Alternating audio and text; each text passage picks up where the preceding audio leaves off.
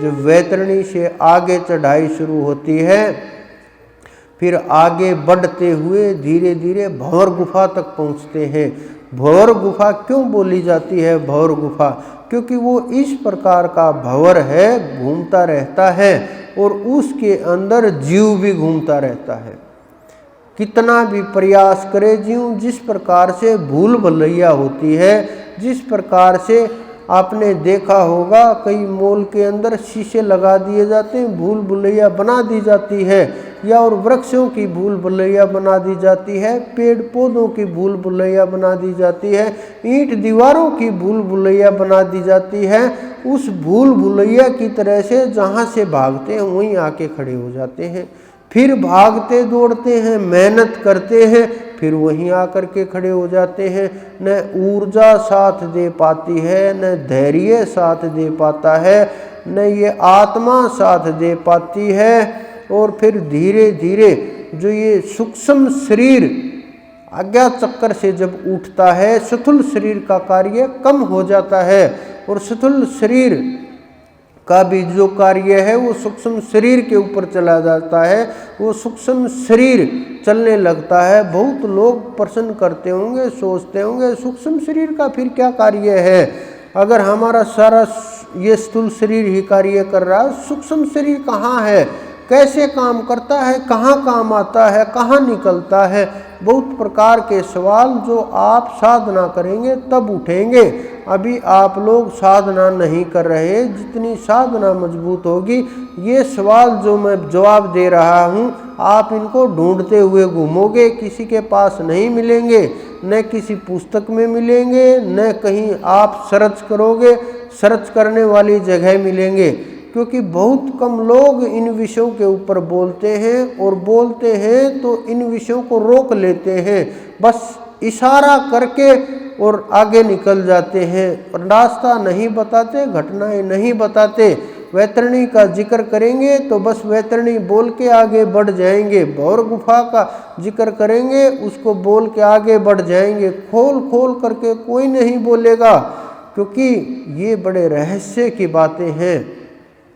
तो जब सूक्ष्म शरीर वहाँ से निकल करके वैतरणी से आगे बढ़ेगा तो वहाँ भंवर गुफा के अंदर भंवर में फंस जाएगा। अगर गुरु का साथ है, गुरु साथ है, हाथ पकड़ेगा, आगे निकाल देगा। उससे आगे जब निकलेंगे एक खुला आसमान होगा, बहुत बड़ा आसमान होगा, इससे ये तो कुछ भी नहीं है, बहुत सुंदर आसमान नज़र आएगा। तो उस आसमान से जब निकलोगे, बीच के अंदर से उससे गुजरोगे, तो वहीं पर सूक्ष्म शरीर रुक जाएगा और कारण शरीर की चढ़ाई वहीं से शुरू हो जाएगी। जब कारण शरीर की चढ़ाई होगी तो कारण शरीर लोक लोकांतर से गुजरने लगेगा, और जो बहुत से गुप्त लोक हैं उनके अंदर से गुजर करके मान सरोवर के ऊपर पहुँचेगा। जब ये मान सरोवर के ऊपर पहुँचेगा तो वहाँ जा करके कारण शरीर वहाँ गिर जाएगा और आत्मा का रूप बदल जाएगा, और वहाँ से फिर महाकारण में प्रवेश होगा। स्थूल सूक्ष्म कारण तीनों शरीरों का जो कार्य है वो महाकारण में चला जाएगा। वहाँ से आदेश आने शुरू हो जाएंगे, फिर गुरु के आदेश आने शुरू हो जाएंगे, हरि के आदेश आने शुरू हो जाएंगे। ये आदेश जो शब्द है, ये आदेश, ये वहीं से शुरू हुआ था। लोग सोचते हैं ये आदेश क्यों बोलते हैं, ये आदेश शब्द वहीं से शुरू हुआ था, क्योंकि ये जब आप उस चढ़ाई के ऊपर पहुंचोगे, वहां पहुंचने के बाद वो आदेश जो मान सरोवर है जहाँ ये तीनों शरीर गिर जाते हैं, बहुत से जीव, बहुत से योगीजन वहीं तक रुक जाते हैं। जितने भी योगीजन हैं जिन्होंने योग के द्वारा चढ़ाई की है वो इससे आगे नहीं जा सकते। कितना भी बड़ा योगी हो, कितना भी बड़ा ब्रह्मचारी हो, कितना भी भजन करने वाला हो, कितना भी तपस्वी हो, कितना भी योगी हो, कितना भी बलवान हो, कितना भी पुण्यात्मा हो, कितना भी धर्मात्मा हो, इससे आगे उनको नहीं बढ़ने दिया जाता।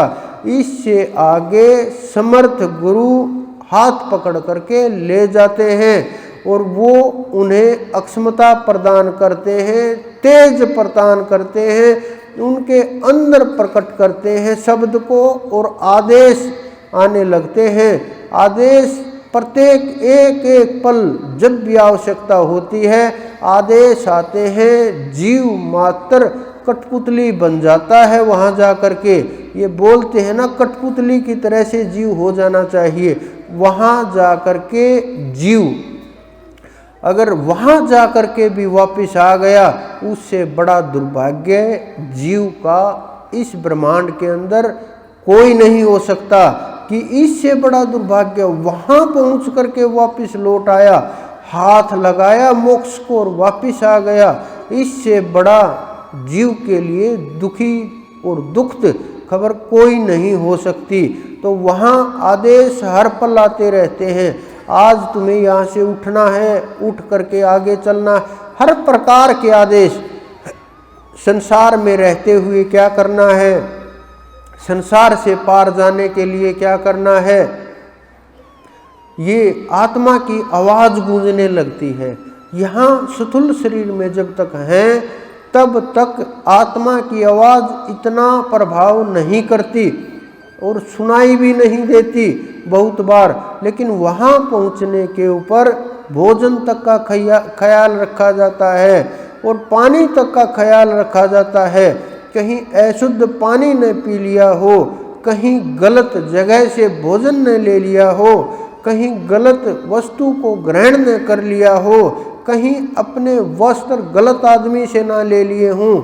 बहुत प्रकार की बंदिशें लगा दी जाती हैं, क्योंकि जितना आप चढ़ाई करोगे उतना ही आपके ऊपर उसी प्रकार से बोझ डालते जाएंगे और आत्मा धीरे धीरे पवित्र होती चली जाएगी। तो वहाँ जा कर के एक एक दाने दाने का हिसाब होता है और आपकी आत्मा गूंजती रहती है, आदेश आपके अंदर गूंजते रहते हैं। ये आपकी मर्जी होती है कि आप उस आदेश का पालन करोगे तो आगे बढ़ जाओगे, रास्ता खुल जाएगा। अगर आप उस आदेश का पालन नहीं करोगे तो फिर वापस आप संसार के अंदर आ जाओगे और अगला जन्म निर्धारित हो जाएगा, क्योंकि वहाँ कर्म का जो प्रभाव है वो भी होता है। इससे बहुत ऊपर की जो स्थितियाँ होती हैं, इससे ऊंचे की चढ़ाई होती हैं। ऐसी भी चढ़ाइयाँ होती हैं जहाँ कर्म का प्रभाव समाप्त हो जाता है।